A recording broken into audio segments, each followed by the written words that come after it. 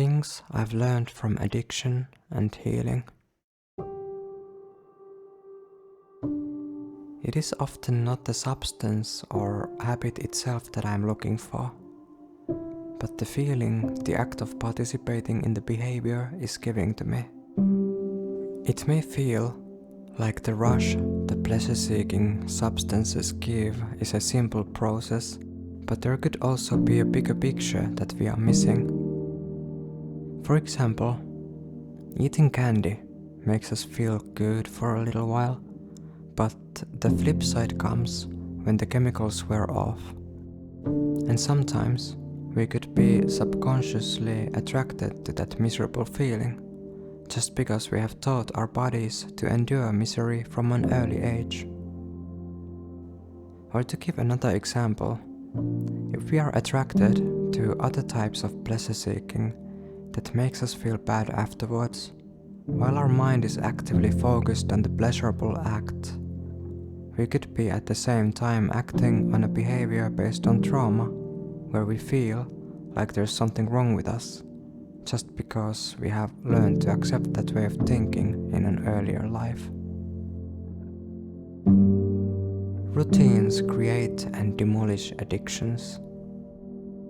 Our body and mind is like a machine, learning from everything it takes in. Every time we partake in an addictive behavior, we deepen the grooves of that routine. But also, every time we are able to say no to temptation, we make those routines a stronger part of the framework in which we operate. It is the same action that makes the addiction stronger or makes it disappear. You may not learn from every moment, but every moment teaches you and your body.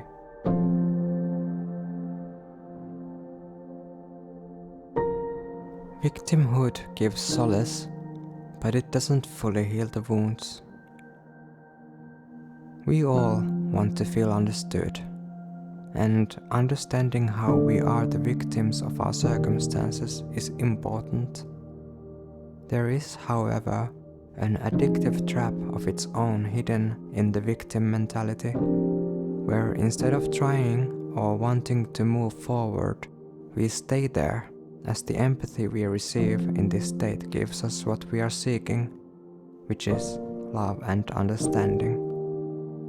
In the end, we have to hold ourselves accountable, not for what was done to us, but for the behavioral change we must do in order to get better. When you learn to love yourself, you want to treat yourself better.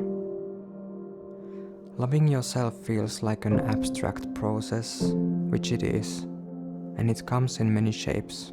But the way I see it is that real love is accepting the reality of who we are and what our intention is.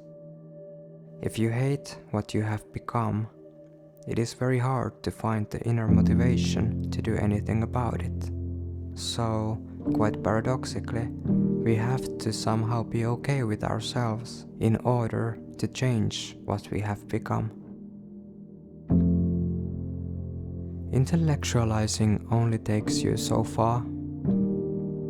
Trying to understand why we are the way we are is an important part of getting better. This way, we may learn to let go of some parts of us that have previously felt like a burden to our persona. There's a multitude of angles to our psyche that we can investigate. Different routes that often lead back all the way to childhood. But none of it makes us change without our active role in the process. After all is said and done, and all the self-reflection and the talking, we need to walk on the path that our thoughts have paved. I'd like to end this video with a quote from BoJack Horseman. It goes like this: "It gets easier. Every day it gets a little easier. But you gotta do it every day. That's the hard part. But it does get easier."